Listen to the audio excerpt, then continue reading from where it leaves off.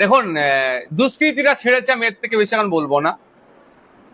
Officer এসেছিলেন একজন, আমার সাথে কথা বললেন, তাকে বিষয়টা বললাম, আমাদের লিখিত অভিযোগ দায়ের হচ্ছে।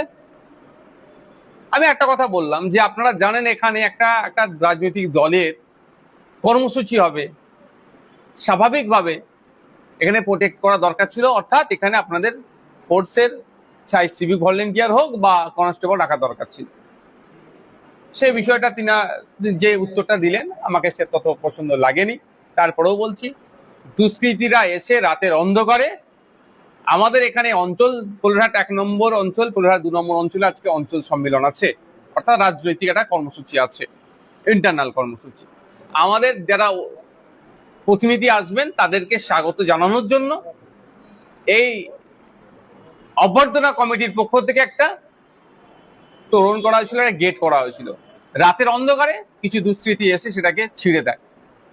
এবার কে বা কারা, তাদের পলিটিক্যাল অ্যাফিলিয়েশন কি, আমি এক্ষুনি বলতে পারবো না, বা আমি হাত গুনাকে বিশ্বাস করি না, বা আমি হাত গুনতে পারি না। এটা প্রশাসনের কাজ হচ্ছে। যে বা যারা এই ব্যানারকে, গেটকে ছিঁড়ে অস্থিরতার পরিবেশ তৈরি করতে চেয়েছিল, হিংসার পরিবেশ তৈরি করতে চেয়েছে, আমরা তাদের ফলে তো পা দেবো না। তাদের বিরুদ্ধে কঠোর ব্যবস্থা প্রশাসনকে নিতে হবে।